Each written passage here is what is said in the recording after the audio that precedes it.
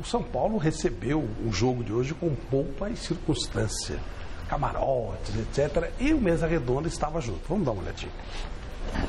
Foi-se o tempo em que, para assistir a um jogo de futebol, era preciso sentar no cimento com o sol arrebentando na moleira. No Morumbi, o anel inferior do estádio é recheado de camarotes para todos os gostos e estilos. Hoje são 70 camarotes corporativos, são dezenas de unidades de negócio, desde buffet infantil, academia de ginástica, restaurantes, eventos para festas, livrarias e todos os tipos de ações corporativas que acontecem no Morumbi.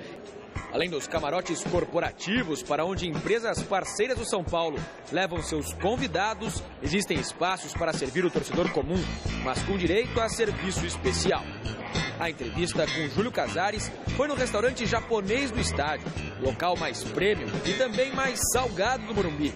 O preço é de R$400 para ver o jogo de lá, com direito a 8 pratos diferentes. Mas para ver jogo de camarote, nem sempre é preciso pagar caro. Aqui, o pizzaiolo dá show na preparação da massa. O torcedor tem bebida e comida à vontade antes e durante o jogo por apenas R$30. Mas é preciso ser sócio do clube para ter acesso ao local. Eu estou muito contente de ter vindo hoje e fiquei muito impressionado. É bem acessível para qualquer sócio vir aqui comer de graça e ver o jogo numa boa posição do campo, né? Refrigerante, pizza e tal. Se vir todo jogo aqui, fica gordo. Ah, eu já vim 2 vezes aqui, já comi bastante.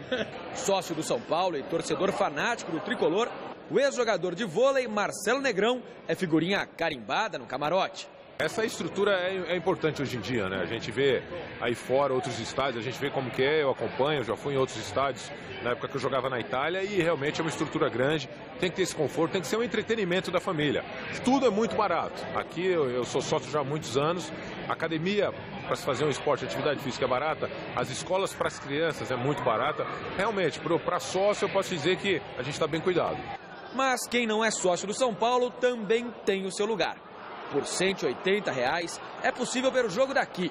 Música ao vivo, feijoada e bebida à vontade. Além de monitores e uma série de atividades para as crianças.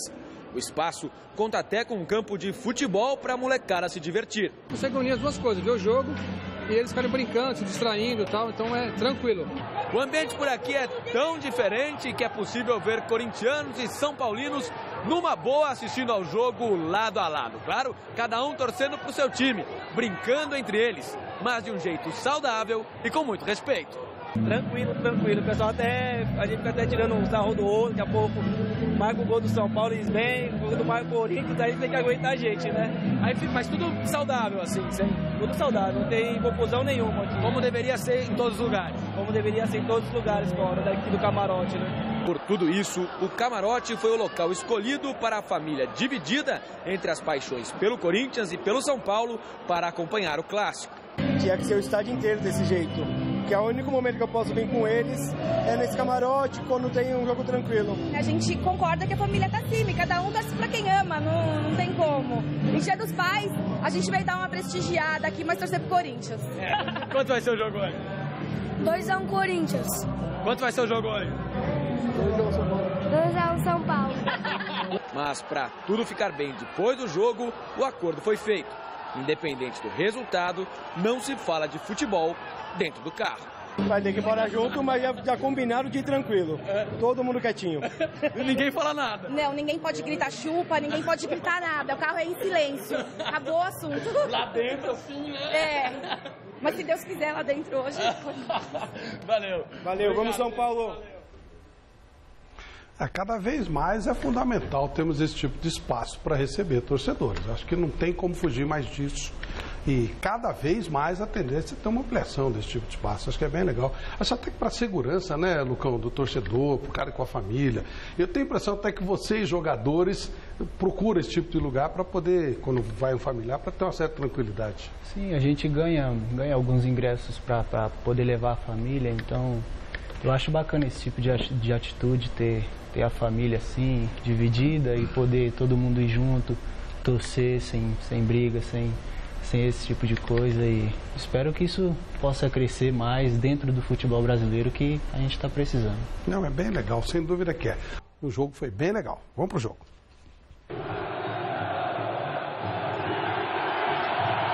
E Leandro Pedro Voaden autoriza, a bola está rolando no estádio do Morumbi, 17ª rodada do Campeonato Brasileiro de Futebol, Clássico Paulista, São Paulo e Corinthians.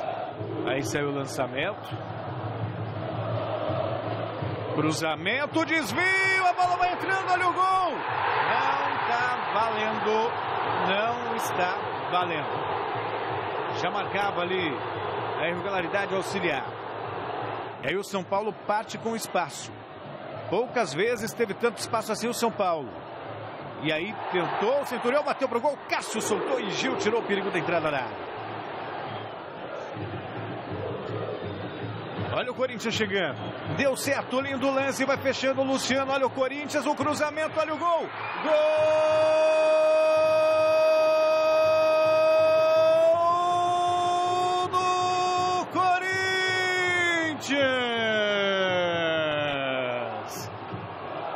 Aos 21 minutos, Luciano.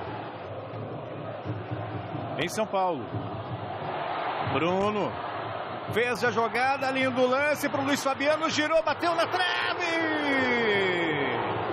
E o gol não aconteceu por milagre. Por milagre essa bola não entrou. Tentou levantamento. Sobrou para o Michel, hein? E ali foi prensado.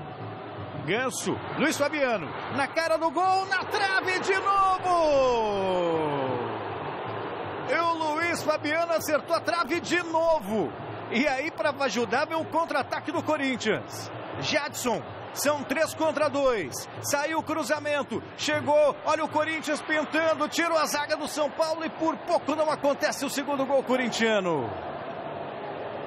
A sobra corintiana. Olha o cruzamento. Olha o Renato Augusto chegando. A bola passa à frente dele, do Rogério Ceni, e sai. E o Rogério já tentou ligar o contra-ataque, não deu certo. Saiu a batida para fora, o Felipe. Podia ter trabalhado mais o jogo.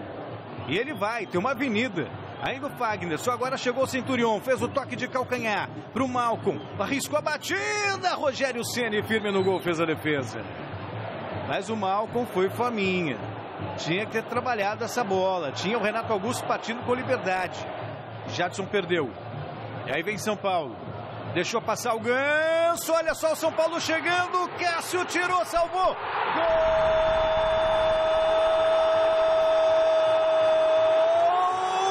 de Luiz Fabiano. Aos 2 minutos. No rebote do goleiro Cássio, o São Paulo chega ao empate, o São Paulo chega ao empate. São Paulo 1, Corinthians também 1. A opção é o Renato Augusto. Vem o Luciano se movimentando, ainda o Renato Augusto, tenta a jogada pessoal, fez fila, avançou, bateu pro gol, Rogério Ceni! Numa jogada excepcional do Renato Augusto. Ainda Malcom vai jogar de novo para a área. Vem Corinthians chegando. Olha o toque de cabeça. A bola vai para fora. Chegava ali o Bruno Henrique. Tentou o toque. Deu certo para o Luiz Fabiano. Lindo passe. Luiz Fabiano tenta. A bola passa. Com muito perigo. Bela jogada dali para o Elias. Aí cochilou o Elias, perdeu. E agora o contra-ataque do São Paulo é que pode ser fatal. Veja só. Felipe brigou pela posse de bola, ganhou, mas houve a falta. E vai pintar cartão amarelo para o Felipe ou não?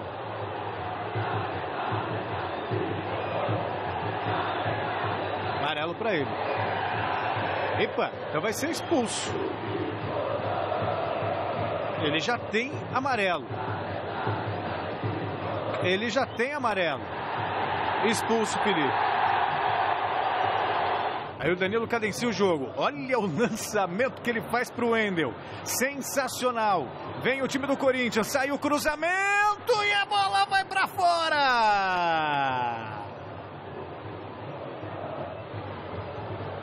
E aí bola para a área.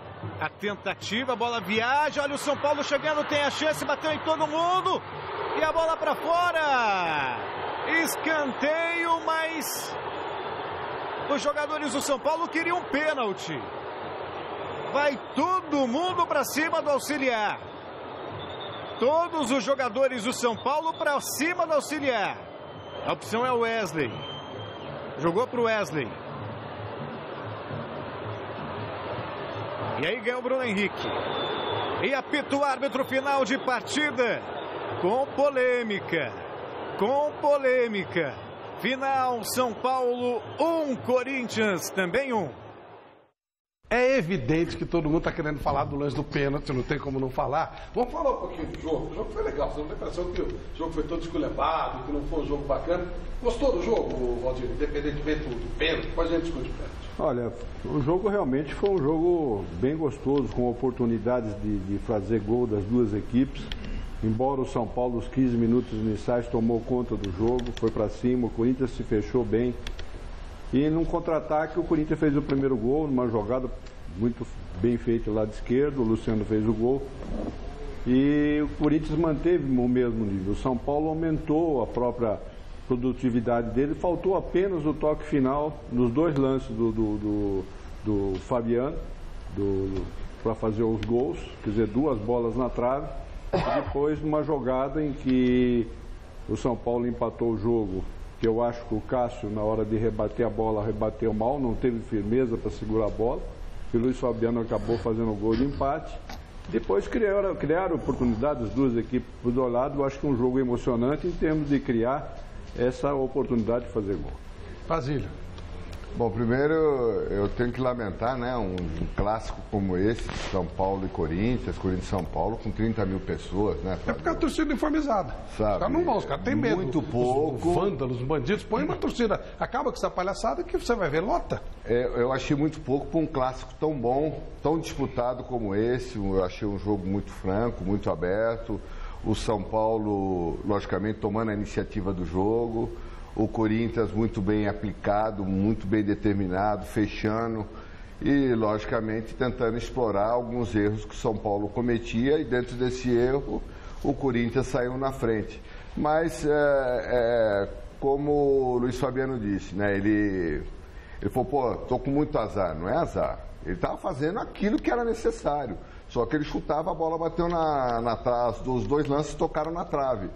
Quer dizer, isso daí é mérito do próprio goleiro também, que estava numa tarde inspirada, como foi o caso do Cássio, né? Mas o jogo em si, eu gostei pela disputa que teve até o fim do jogo. O Lucão, um detalhe interessante do jogo, eu quero aproveitar para tirar essa dúvida. Quando o Breno entrou, eu imaginei que ele fosse jogar na zaga e você voltar para volante, que você fez algumas vezes. Você já sabia que você ia ficar lá atrás mesmo e o Breno entrar de volante? Vocês tinham treinado isso antes? Como é que foi isso? Não, a gente treinei como zagueiro a semana toda para poder jogar ali como terceiro zagueiro. E eu imaginei, eu não sabia que eu ia continuar como zagueiro. Eu imaginei que ele iria colocar o Breno para a zaga e iria me colocar de volante. Mas também para mim foi uma surpresa porque ele optou por deixar o Breno. Mas o Breno também já treinou algumas vezes durante a semana, treinou ali como volante, então... Foi bem ele, né?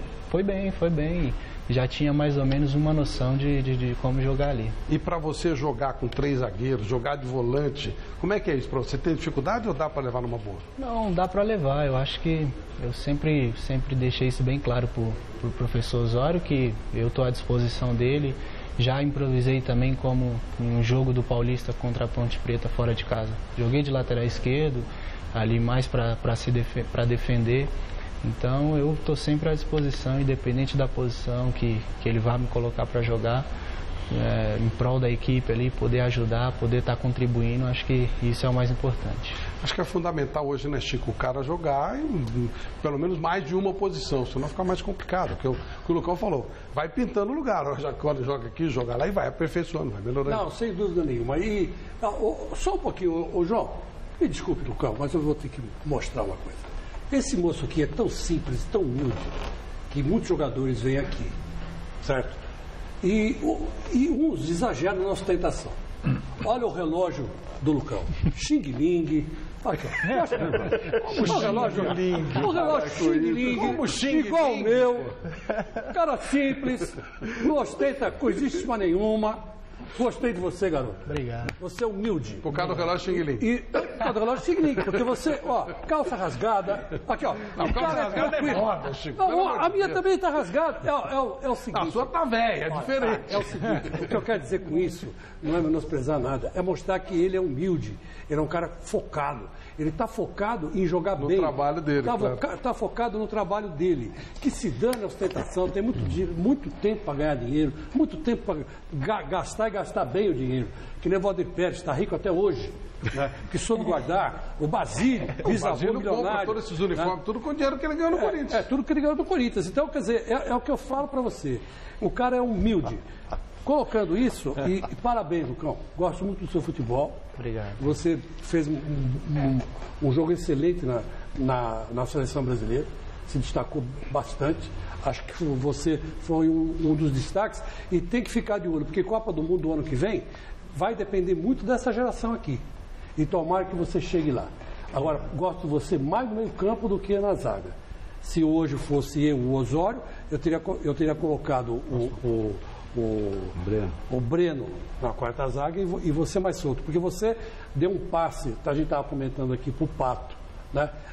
2 passes, 2 gols saíram do seu pé para o Pato e você sabe colocar muito bem a bola.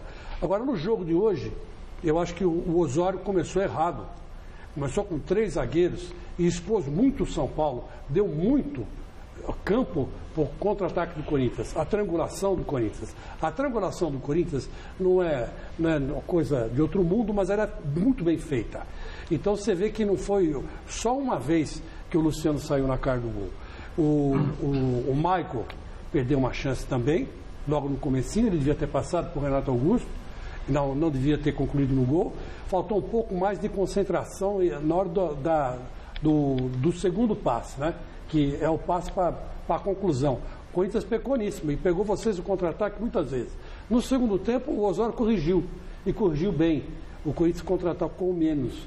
E aí, então, o empate foi justo, eu acho, porque o Corinthians, que nem disse o Valdir, até os 20 minutos, o Corinthians sentiu dificuldade, mas na hora que ele se postou em campo e pegou o jeito. Hoje em dia é duro jogar com 3 zagueiros contra um time como o Corinthians. Eu não jogaria. Não jogaria. Nem se eu tivesse o Pirulito e o Miranda. E jogando com 2 zagueiros. Eu não faria isso. Porque é um time muito rápido. É que nem você jogar com 3 zagueiros contra o Atlético Mineiro. É outro time rápido. Então, contra time rápido assim é difícil. Eu acho, na minha opinião, acho que o Osório errou aí. Ele corrigiu certo e empatou. Ainda bem, porque o São Paulo fez essas 2 bolas na trave do Luiz Fabiano foram um pecado. E o gol anulado também foi uma bola na trave. Foi se também, ela entra diretamente, o gol valia. Né? Quando ele é para você, atrás do gol, eu achei que o jogo muito aberto, muito laicado, o tempo inteiro. Não foi jogo mala. Não, nem de longe. Não, porque a gente tem visto alguns jogos chatos. Esse não foi jogo mala, foi vibrante o tempo todo. Os técnicos têm usado muito a palavra intensidade, né? Esse jogo foi marcado pela intensidade. Foi mesmo. Né? E muito focado. No primeiro tempo, no segundo tempo, o São Paulo, eu acho que o São Paulo foi mais agressivo, foi mais ofensivo. Mas no conjunto da obra foi um jogo bacana. 2 destaques, um de cada lado. Eu achei que o Luiz Fabiano jogou melhor do que ele vinha jogando há muito tempo. Jogou bem mesmo. Jogou bem hoje. Ele disse que tinha um desejo todo especial de fazer um gol contra o Corinthians. Enfim, foi um Luiz Fabiano todo inflamado. E eu queria dizer que o Gil realmente está jogando muito. Jogou muita bola. Jogando muito, e se tiver justiça nessa próxima convocação da seleção brasileira, no dia 13, né? Não sei, muitas vezes essas convocações atrapalham as equipes, o clube fica até rezando para não chamar, aquela coisa toda, a gente sabe como funciona. Mas se fosse por mérito, efetivamente, o Gil deveria ser chamado. Eu acho que o Lucão pode ser chamado para a seleção. Pode ser. Por causa pela idade, da seleção. E é um novo momento. Claro. O Chico falava de Copa do Mundo de 2018. Mas o Gil também seria, né? Não, claro, mas eu digo assim, o Lucão tem esse histórico de seleção de base e bem, alguém citou aqui sobre a passagem dele. Eu falei. Porque eu acho que seria o certo. você chamar, mesclar, botar a molecada para jogar, sentir uma eliminatória. Sendo uma lista bem diferente da última, ela assina embaixo. Tem que ser bem diferente da última. Você é o capitão da seleção da Sub-20, isso? Nesse Mundial, não. Nesse Mundial foi o Danilo. Mas você já foi algumas vezes? Mas já fui durante toda a base, desde o Sub-14. Pois é, faz diferença. E aí, Godoy, gostou do jogo? Gostei do jogo. Fiquei imaginando, eu estava até conversando com o Lucão, por que o Guardiola é tão badalado, né? Porque se o São Paulo tivesse mais uns 3, 4 jogadores com qualidade técnica um pouco mais elevada, o São Paulo estaria sendo a sensação do Campeonato Brasileiro. Porque arrebentou com o Atlético Mineiro lá e perdeu o jogo. Não põe a bola para dentro. E não, falha para fazer e falha para defender. Hoje também, a mesma coisa, porque o que ele... E é líder e vice-líder, né? O que o Osório teve coragem de fazer, teve uma hora que eu falei, agora ele vai descobrir a posição do Tolói, cara. O Tolói virou centroavante, virou atacante. Então, se ele tem um pouco mais de qualidade, ele estaria sendo a sensação do futebol brasileiro hoje. E mostrou a mentalidade gaúcha, né? Que primeiro a gente não vai tomar, se der a gente faz. Aí fica lá fechadinho. E nós estamos enfrentando isso há muitos anos, né? Porque para ser técnico da seleção brasileira, de preferência, tem que nascer no Rio Grande do Sul. E a gente vê isso no jogo, porque o São Paulo chegou a colocar em campo um jogador que estava 4 anos sem jogar futebol e conseguiu jogar contra o Corinthians. Então mostra o quanto que o Corinthians fica retraído, se apequena, né? Quando deveria fazer prevalecer a sua condição de clube grande e enfrentar o adversário da mesma forma que o nome, a instituição representa e que o torcedor... Eu só queria lembrar o Godoy que o Corinthians está em segundo lugar na tabela. Não sei se você tem a oportunidade de ver a tabela. Está aqui, ó. O Corinthians está 2 pontos atrás do Atlético Mineiro. Tá com 66% de aproveitamento no campeonato. Isso porque é um time que é pequeno, joga pequeno. Eu não estou debatendo com você, eu estou emitindo a minha opinião. Sim, eu só estou dizendo para você. Eu não estou debatendo com você. Eu quero lembrar o telespectador. Eu estou emitindo. O telespectador já te ouviu. O telespectador já te ouviu. Então, legal, eu estou emitindo a minha opinião. 66%. Então, eu estou emitindo a minha opinião. Não estou fazendo cálculo matemático. Está com 70%. Eu estou emitindo a minha opinião. A minha opinião. Alberto Helena, a sua opinião? A minha opinião estava expressa na véspera, no meu blog lá na Gazeta Esportiva Net, que, aliás, por favor, leiam. Está lá no... Texto brilhante, como sempre. Parabéns. Muito bom texto. Muito obrigado. Muito obrigado. Então, eu já dizia o seguinte, ontem, sábado, que o jogo seria o São Paulo atacando e o Corinthians se defendendo. O Corinthians se defende, contra-ataca, cria poucas chances, mas sempre mete o golzinho. O São Paulo cria muitas chances e não consegue botar a bola para dentro do gol. E a prova foram essas 3 bolas na trave aí, a primeira do Centurion e as outras 2 do Luiz Fabiano. Foi exatamente isso que ocorreu. O Corinthians se defendeu, contra-atacou, o São Paulo... com esses 3 zagueiros que me perdoe, meu querido Lucão, eu não gosto desse sistema, porque acaba acontecendo um fenômeno curioso. Ou os laterais ficam atrás, mais 2 volantes, você na verdade não é um 3-5-2, mas é um 5-3-2, ou 5-2-1, né? Ou você fica com os 3 zagueiros lá, como ficou hoje, sem sobra. Então o que aconteceu? Por exemplo, você pega o gol do Corinthians. O Wendel passou pelo Tolói, passou pelos 3 e meteu a bola no... Era o que o João Saldanha chamava de linha burra, que o pessoal aí faz uma confusão desgraçada. A linha burra não é a linha do impedimento. É a zaga em linha, que o adversário, você tem 4 zagueiros aqui, um adversário passa por um zagueiro, ele passou pelos 4. Então, e quando o time dele está atacando, os 4 continuam lá atrás, sendo que aqui só tem um atacando do adversário. Então isso é burrice. Você tem que sair com mais zagueiros e ficar sempre com um na sobra quando é atacado. Olha lá, você viu, ele passou, não teve cobertura. Ele sozinho, olha. 3 zagueiros e 2 jogadores do Corinthians passaram com a maior tranquilidade. O Luciano podia ter feito o gol, entrar com a bola e tudo. Bom, eu acho esse sistema, a não ser que você tenha 3 gênios, Beckenbauer, Franco Baresi, Luiz Pereira, uma coisa assim, que são jogadores que entendem logo o jogo. Mesmo porque o Luiz Eduardo estava estreando no São Paulo. Eu acho, Helena, posso estar errado, que os 3 zagueiros, e aí talvez o Lucão possa nos ajudar, eles estão sendo mais utilizados pela falta de laterais, porque o Brasil não tem nenhum lateral, só tem alas, do que propriamente porque ele queira fazer isso. Não tem lateral, não tem na base em lugar nenhum, não sei. Talvez seja. Eu não concordo com essa tese, eu discordo, porque você veja, o Corinthians está aí, joga com 2 laterais e jogaram o Atlético Mineiro. Você tem o Douglas Costa de um lado, você tem o Marcos Rocha do outro, o Atlético avança com os 2 laterais, joga com 2 zagueiros só.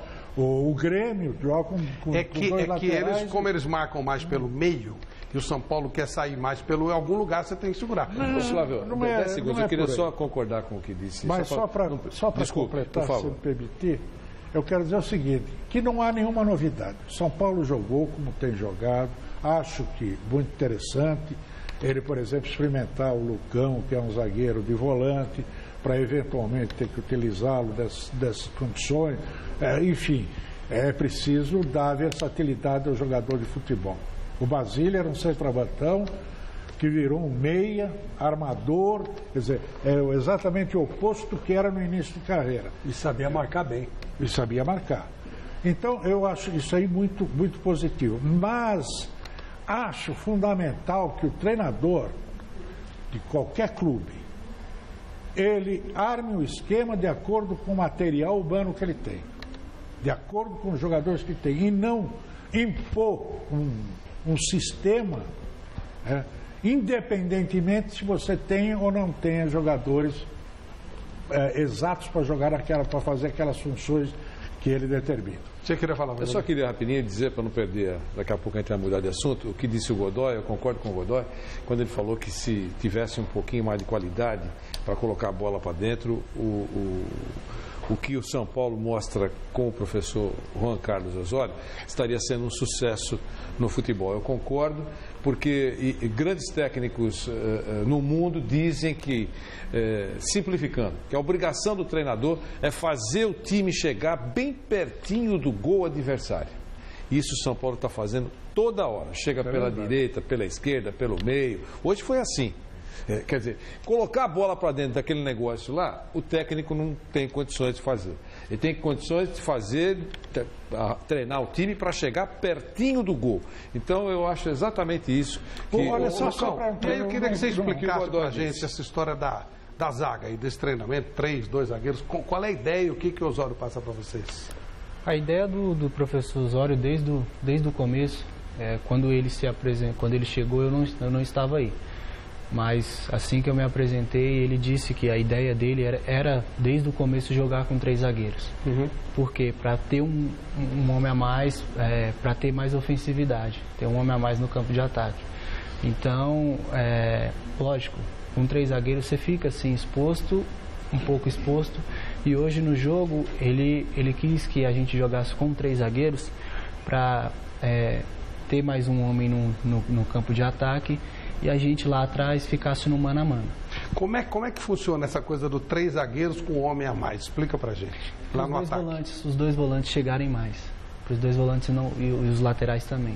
Não ficar tão defensivo o time. Correndo risco, né? Que é um risco calculado. Sim. A propósito de técnico, vamos ver como é que foi o duelo de 2 grandes treinadores, Tite e Osório. Osório, simpático, chega sorridente. Tite, mais do que isso, opa, só faltou beijinho na antevéspera do clássico. Os dois rasgaram elogios mútuos à distância. Tite é gran manager, estratega, técnico, el melhor ou uno de los dos ou três melhores em Brasil. Agradeço, Osório, quero desejar a ele, como tenho colocado para todos os outros profissionais, que a gente tenha condições sempre de desenvolver um trabalho com a nossa qualidade, independentemente da nossa nacionalidade, e que a gente, tanto eu quanto ele, a gente possa ser dois coadjuvantes legais para que domingo seja um grande jogo. Dois treinadores que se assemelham na elegância, na educação, diferentes nos esquemas. Juan Carlos com 3 zagueiros, sem Pato, mas com Luiz Fabiano na frente. Adenor Leonardo prefere o 4-1-4-1. Cássio e Renato Augusto no sacrifício. Luciano titular, Wagner Love na reserva. Na entrada em campo, cordialidade do professor brasileiro com el profe colombiano. Trocam uma ideia e cada um para o seu canto antes do apito inicial. Conversamos depois dos 90 minutos. Há tempo ainda para dar um olá ao compatriota Mendonça e Juan Carlos segue o rumo dele. Vê o primeiro lance agachadinho. Tite de pé. O técnico do Corinthians compartilha a ansiedade. Osório prefere a solidão das anotações. Não esboça reação quando o São Paulo marca, mas não vale. Impedimento. Tite, agitado, recebe marcação homem a homem da arbitragem. Juan Carlos precisa desabafar. Chama o Milton e dá-lhe canetinha, pelo jeito azul, porque o São Paulo joga melhor. Não vai embora não, Osório. Fique para ver o Tchê festejar o gol de alguém que ele, Tite, bancou no lugar do famoso Wagner Love, Luciano.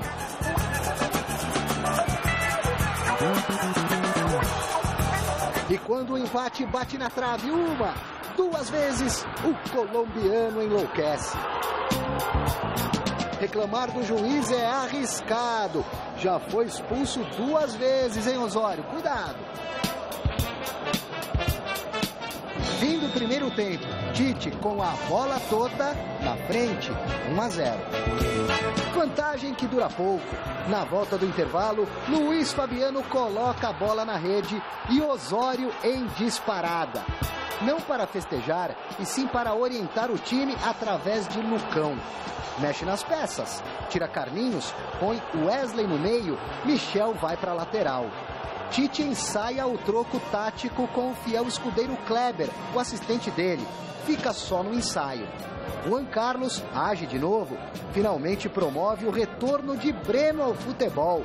Sai Hudson. O comandante corintiano limita-se aos gestos e gritos. Substituições, ainda não. Osório queima todas. Auro no lugar de Bruno na direita. Lá para os 30 é que o gaúcho decide mudar. Malcom por Rildo, Luciano por Danilo. Tite não conta com a astúcia de Centurion. O gringo cava a expulsão de Felipe. E Adenor gasta a última troca que tem. Edu Dracena recompõe a zaga. Jadson dança. Nas áreas técnicas, os professores dão um espetáculo à parte nos instantes decisivos. Regem orquestras que afinam e desafinam. Num majestoso emocionante com 31 mil torcedores no Morumbi e lance duvidoso, polêmico de pênalti nos acréscimos. São Paulo e Corinthians, Osório e Tite terminam no empate. Nos vemos em breve, até o segundo turno do Campeonato Brasileiro, em Itaquera. Bem interessante essa briga de 2 grandes treinadores, muito bem captada pelo nosso Alexandre Silvestre. A curiosidade, o time comemorando o gol, então o que ele falou para você, Lucão? Ele disse, porque no intervalo ele tinha falado para mim para eu sair para o jogo, carregar a bola pelo meio, quando tivesse a oportunidade, e o Hudson recompor ali e ficar como um zagueiro. É questão de passe, né? Que ele gosta do teu passe. Do passe. E aí o Breno entrou, e aí ele só pediu para que eu avisasse ele para que também ele queria que isso acontecesse com o Breno. Eu saísse para jogar e o Breno entrasse ali na zaga. Era só esse detalhezinho de troca. Detalhe. Mas na hora do gol... Ele não costuma comemorar, ele sempre fala isso pra gente, e é uma coisa engraçada porque ele não comemora gol, e para ele disse pra gente que quer realmente comemorar no final, é a vitória, o que importa para ele, o que importa pro grupo é a vitória. Você sabe o que ele disse pra gente aqui, por que ele faz isso? Porque na hora do gol há uma desconcentração. E se ele falou, muito gol acontece, você toma um gol depois que você marca, ou você faz o segundo logo na sequência porque o outro desconcentra. Então eu acho que ele tem um certo receio do time, sabe, ficar naquela desconcentrada, relaxada, tomar um gol. Então talvez seja isso. Sim. Flavinho, deixa eu explicar uma coisa aqui para não ficar nenhuma dúvida. Eu gosto muito do trabalho do Dom Osório. E acho que há uma diferença entre conceito de jogo e esquema e tática. O conceito dele é primoroso. É aquilo que disse o Godoy, um futebol jogado para frente. E ele, hoje, muito discretamente e tal, ele deixou isso no ar com relação com o estilo de jogo do Corinthians. Então, eu gosto muito disso. O que eu discuto é como fazer isso. Sim, claro. Não ficou claro. Esquema de jogo. Claro, isso, claro. Mas não, Anita. Posso mandar aqui uma pergunta de um telespectador para o Basílio? Pode, claro. Pois sim. Leonel Rodrigues fez a seguinte pergunta: o que é que falta para Wagner Love jogar bem no Corinthians? Ele que não jogou hoje, jogou o Luciano, entrou, marcou. Essa inconstância dele, né? Tem jogos que ele participa de alguns gols, ele faz gols também, né? Então, de repente, eu também concordo com o Wagner Love, ele joga muito sozinho. Eu acho que o exemplo maior nós tivemos hoje com o Luciano. O Luciano também teve dificuldade, né?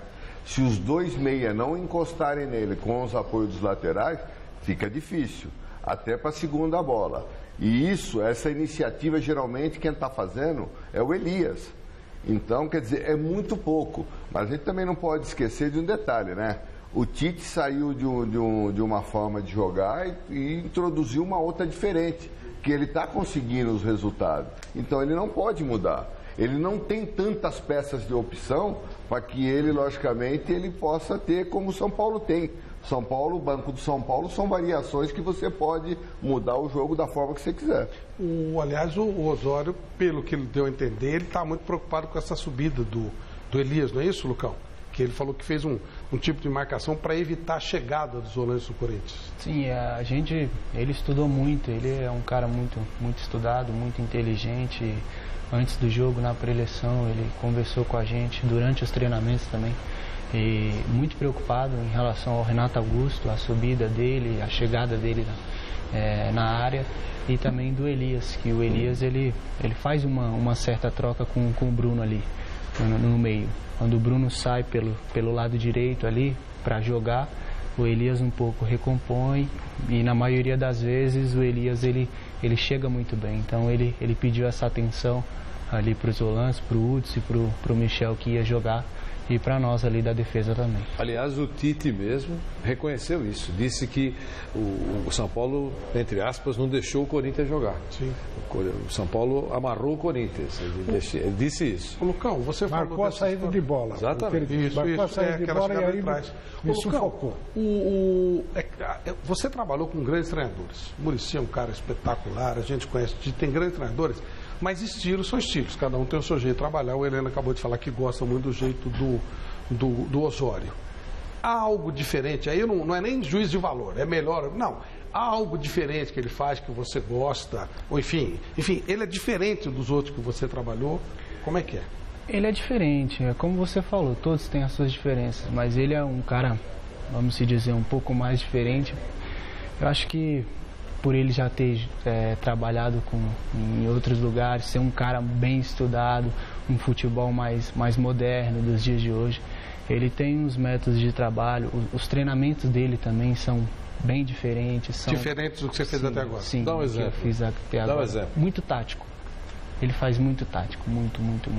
Normalmente, Você faz posse de bola, você faz... Aqui no Brasil ele não, dificilmente, raramente tem posse de bola, é sempre tático, é sempre estudando o adversário, sempre, até mesmo depois do jogo, amanhã tem treino, ele já vai fazer novamente para poder estudar o outro adversário. Então ele é um técnico diferente, é um técnico muito inteligente. Ele falou aqui pra gente que ele queria estimular muito o poder de decisão rápida do jogador e que fazia treinamento em cima disso. Tá dando para sentir isso? Sim, tá dando. Lógico que não dá para fazer de uma hora para outra você pegar isso, mas a gente eu acho que estamos conseguindo assimilar para poder colocar em prática dentro do jogo. E acho que leva um certo tempo aí para poder encaixar, para poder todo mundo realmente estar no padrão que ele quer. E eu acho que ele está fazendo um excelente trabalho. Flávio, só uma coisinha. O Elias, aliás, hoje foi muito mal. Ele foi muito bem marcado. Ele não conseguiu jogar. Essa que é a grande verdade. Ele foi engessado. A única bola que ele pegou foi uma bola no segundo tempo, vê se você lembra. E ele cruzou errado. Ele devia ter recuado para a entrada do Renato Augusto na entrada da área. Ele estava entrando livre. Então é verdade que o Renato Augusto reclama, ele fala para o Renato Augusto, calma. Aí o Renato falou, mas eu estava livre. No finalzinho do jogo. Ele tentou cruzar na pequena área. Na pequena área, quando ele devia ter tocado para trás. Ele devia ter dado uma cavadinha para trás. E o que o Renato Augusto ia pegar de frente. Legal quando você vê que tentou-se fazer alguma coisa, os dois brigando taticamente, um mexe aqui, outro mexe lá, usar plenamente o jogador. Mas legal, o Elias foi anulado mesmo. Não. É legal, né, Valdir? Essa coisa de esse embate tático, acho que é bem bacana. Logicamente, tem que ter um estudo em cima de o que pode, por exemplo, o jogador do Corinthians, no caso Elias, pode fazer. E como o São Paulo vai tentar eliminar para que ele possa fazer essa situação. Eu acho que isso é um ponto principal dentro do futebol, de você conhecer todos os jogadores, a principal característica de cada um, o que pode e o que não pode render, e você trabalhar em cima, marcar e também trabalhar em cima para fazer seu time jogar. Eu acho que mais ou menos é o que o treinador do São Paulo está procurando colocar dentro do São Paulo. Embora eu acho ainda que falta muita coisa, eu acho que falta muita falha dentro da defesa do São Paulo para se postar realmente uma equipe melhor dentro de campo. E ataque é isso aí, centroavante é o Luiz Fabiano, a chance, a oportunidade, vai criando, vai fazendo. E procurar trabalhar tudo em cima disso, lógico. Tem que conhecer realmente o adversário e conhecer os seus jogadores profundamente para você poder utilizar. Quando você jogava, tinha algum técnico que trabalhava desse jeito? Todos trabalhavam, enfim? Cada um de uma maneira diferente, né? Eu tive o Minelli, por exemplo, dentro do São Paulo, que nós somos campeões brasileiros com o Minelli. Nós tivemos outros treinadores que talvez não chegassem, por exemplo, a ter uma parte tática e técnica boa, mas tinha um comando, uma maneira de colocar uma motivação dentro da gente para poder, dentro de campo, de tirar o máximo da gente. Nós tivemos o Tele, eu joguei com o Tele na seleção brasileira, que usava todo esse tipo de situação. Os treinamentos com laterais era totalmente diferente, né, dos cruzamentos, a aplicação do cruzamento, ele fez muito para o São Paulo, dentro do São Paulo, na seleção também. E procurou organizar um meio de campo que jogava a bola, que trabalhava a bola e que chegava lá na frente. Então o Tele também estava dentro desse propósito, que era jogar um futebol bem ofensivo para conquistar realmente os resultados. E você, Basílio, que treinador que você pegou que trabalhava assim ou não, taticamente? Taticamente, Otto Glória e Rubens Minelli. Trabalhavam um sistema tático mesmo. Ele tinha as variações que eram feitas não só para os jogadores de defesa, as iniciativas de marcação de meio de campo, a defesa dos laterais também, sempre protegendo, e ele sempre fazendo esse trabalho tático. Agora, o que eu gostava mesmo é principalmente quando ele fazia, você mesmo estando com o resultado adverso, você ir buscar o gol, né? E ele, taticamente, ele fazia o jogador assimilar. O Rubens Minelli e o próprio Otto Glória. Os dois. O Otto Glória tem uma vantagem sobre a maioria dos técnicos brasileiros. Conheci bem ele, além de ser um pragmático, prático, ele sabia treinar o time, ele era teoricamente muito bem embasado. Ele conhecia a história do futebol, conhecia a história do coisa que você não encontra na imensa maioria dos treinadores brasileiros. Otto Glória era uma figura extraordinária nesse sentido. Bom, vamos escolher o craque tororó do jogo? Não foi fácil, o jogo foi legal, o jogo foi bom. Mas o nosso craque tororó, e eu fico muito feliz por essa escolha, que é um cara que eu gosto demais, sem contar que tem sangue azul, já que surgiu na gloriosa Ponte Preta, como o nosso Maurício Pérez. Luiz Fabiano é o craque tororó do jogo. Uma grande atuação do Luiz, fazia tempo que ele não acertava o jogo desse esporte, e foi muito legal. Jogou uma grande partida, estava motivado, estava criando oportunidades, 2 bolas na trave, fez um gol. Acho que ninguém discute, né? O Luiz fez uma partida realmente muito legal, certo, Lucão? Certo, concordo com vocês, acho que a escolha foi muito boa e o Luiz merece porque fez um bom jogo, brigou o tempo todo, bola na trave e teve a felicidade de fazer o gol, pena que felizmente as outras não entraram, mas tá certo. 10 gols, uma coisinha, 10 gols no Flávio. 10 gols no Corinthians. Os caras que falam que é artilheiro inútil. Fez 10 gols e joga contra o Corinthians. E 10 gols no Vasco da Gama. Valeu o título. Isso é bobagem. Gol contra o Corinthians não vale, não tem importância nenhuma. Não valeu o título, eu estou dizendo. O Renato Augusto fez, acho que um gol no São Paulo que valeu o título. Foi o título da Recopa, que ele deu um totozinho por cima do Rogério Ceni. Então quer dizer que é que nem o Basílio. Não fez tanto gol no Corinthians, mas fez o gol de 77, só isso. Mas deu gol pra burro, né? Não, mas jogava um bolão. O que eu quero dizer é o seguinte, menção honrosa, boa escolha do Luiz Fabiano, mas menção honrosa pro Luciano. E pro Gil também. Pro Gil também. Mas já que nós estamos falando em atacante, o Luciano pegou um abacaxi, o Luciano tá no mesmo nível aqui do Lucão. É um bom jogador, não é nada excepcional. O Lucão, como zagueiro e como meio-campista, é melhor. É muito melhor que o Luciano, mas pegou um abacaxi. Substituir o Guerreiro não é fácil. Não é fácil. É um peso nas costas de qualquer um. E é isso que o Wagner Love está sofrendo. Por isso que ele está sofrendo. Puxou, viu? A Ponte não dá mínimo pro Guerreiro. Não, a Ponte não deu. Guerreiro, Sheik, o Raico Parta, só. A Ponte não deu. O Guerreiro ficou nervoso, levou cartão amarelo, está fora do próximo jogo do Flamengo. Deu tudo errado. Mas eu estou dizendo o seguinte, brincadeiras à parte, é claro. Você substituir um cara como o Guerreiro, que é tido como o melhor centroavante do país na atualidade, não sendo brasileiro, não é fácil.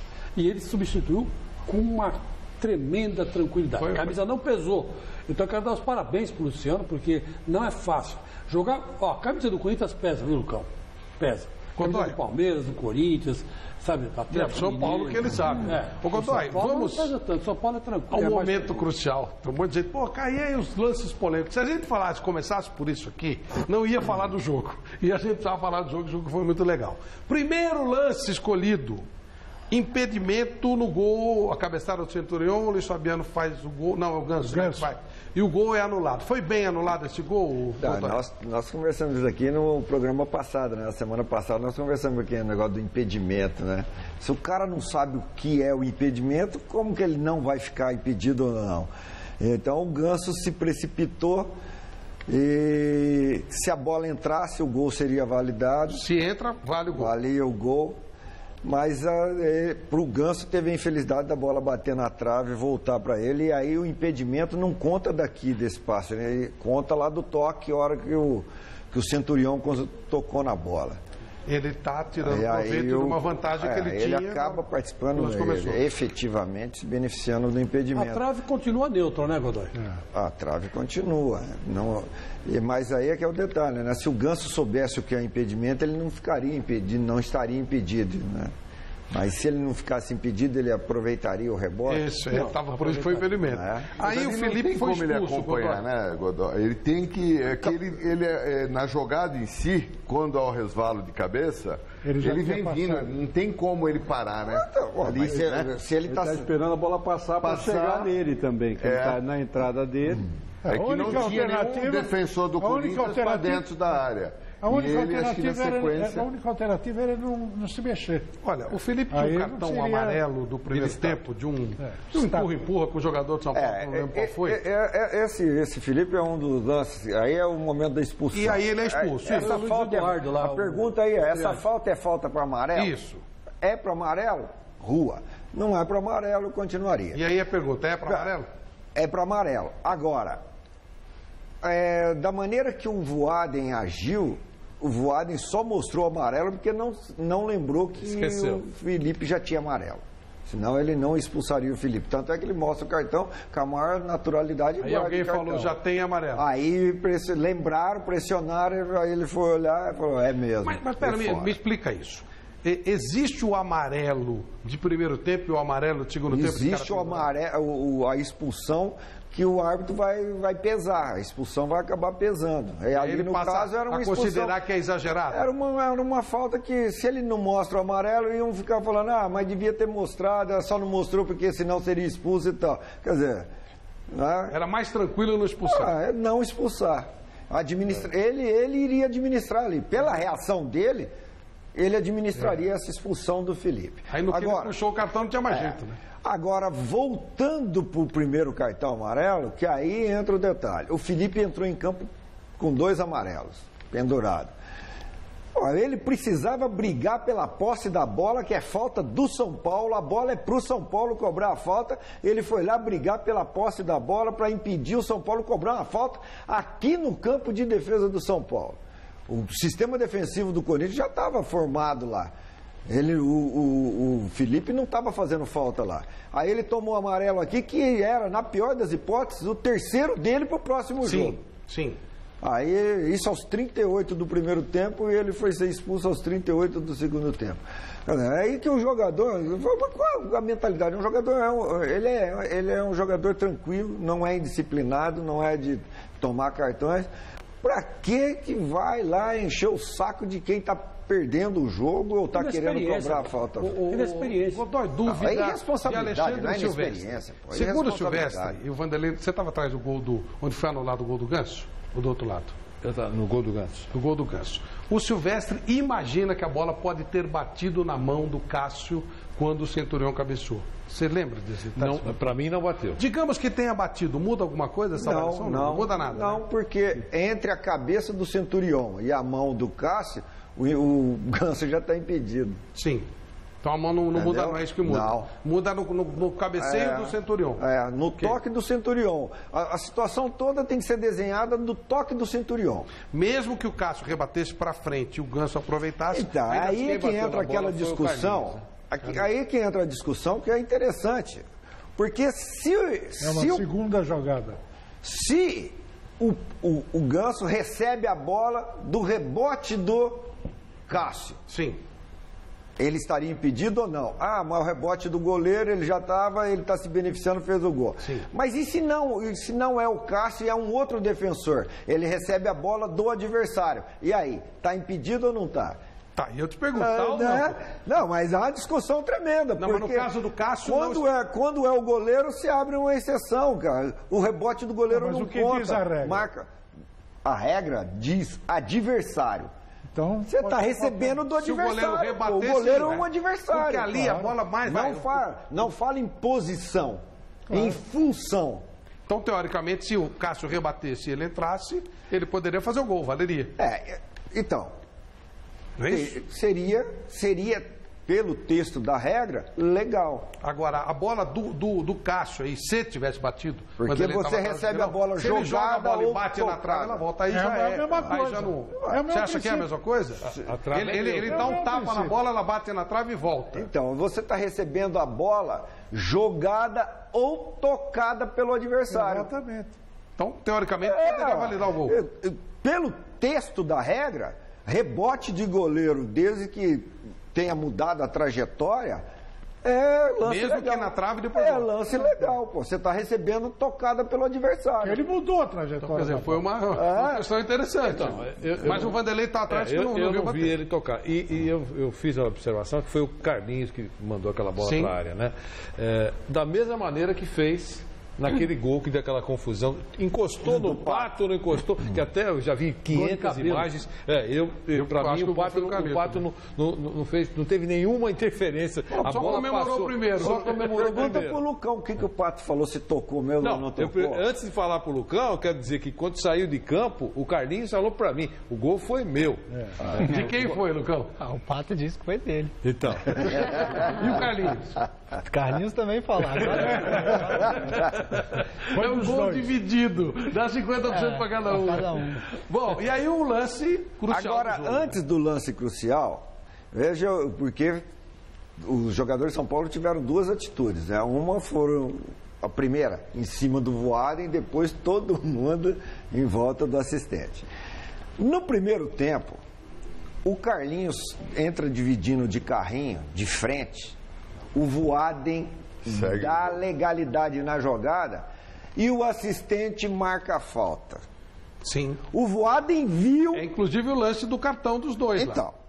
O Voaden viu, entendeu que não foi falta e muda de opinião pelo assistente. É outro Voaden. O lance é dele, tá? Aí ele muda de opinião, marca a falta atrasada, mata um contra-ataque do São Paulo, que poderia resultar em gol, perigo de gol, e mostra o amarelo. Quer dizer, tudo que ele viu e entendeu que não era nada, mudou completamente. Virou amarelo. Virou amarelo. Falta dura. Virou amarelo pro Carlinhos. Aí ele ouviu tudo que o assistente falou. Né? Aí agora vamos pro pênalti. O assistente falou que não viu, que não pegou na mão. O que o assistente falava para vocês, Lucão? Não viu. Não viu o lance. Que não viu o lance. Que não viu o lance. E o Voaden deixou pro assistente. O lance que era dele. É dele, não é do assistente. Vamos ver. Esse lance realmente ele viu. É o lance da discussão. Vamos lá. Onde que ele tava? Olha só. Bola cruzada. Você já viu o lance, Lucão? Já. Não vi. Assim, mas você viu lá na hora só, né? Vi só lá na hora. Olha aí.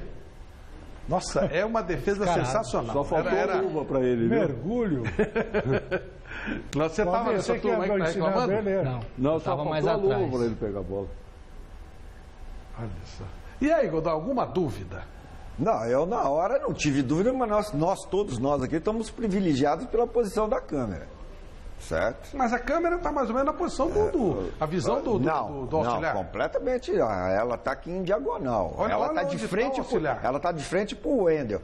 A câmera de frente para o Wendel. O auxiliar não tem essa visão aí, não. E o Voaden? O Voaden, eu entrando no campo, eu acho que ele está mal posicionado em relação à jogada, ele deveria ter vindo para cá, para a direita dele. Ele está mal posicionado na jogada e o movimento que o Wendel faz, ele gira, toca na bola com o braço esquerdo ou o braço direito virado para o lado esquerdo e o corpo encobre o braço do Wendel.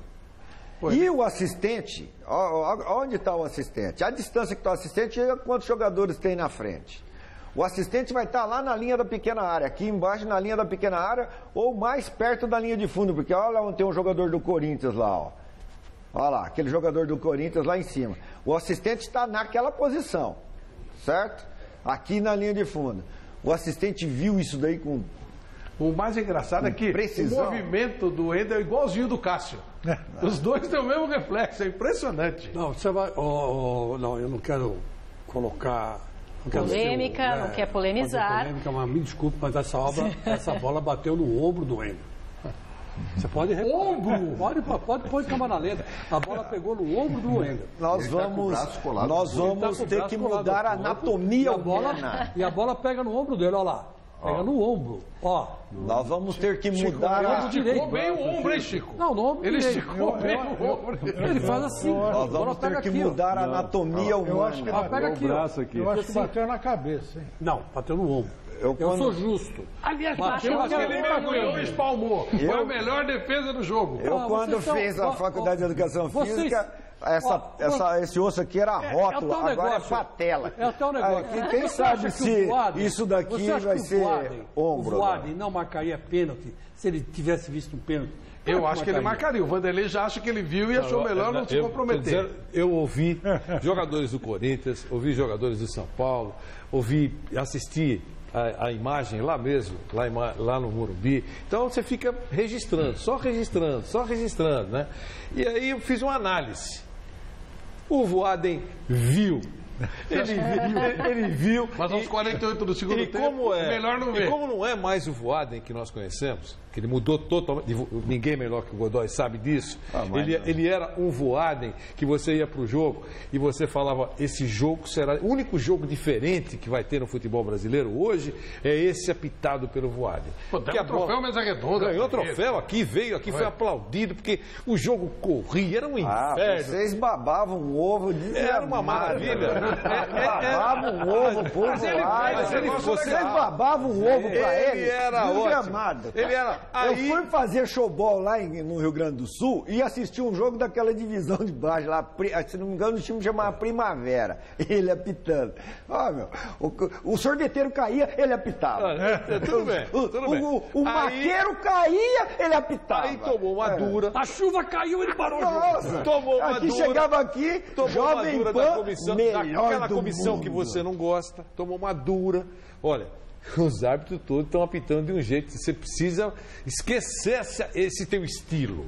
Ele mudou, caiu na mesma cesta. Se perdeu. Foi promovido. Ele fazia tudo aquilo. Fala, 2 anos consecutivos, se eu não me engano. Ele viu e melhor do Brasil.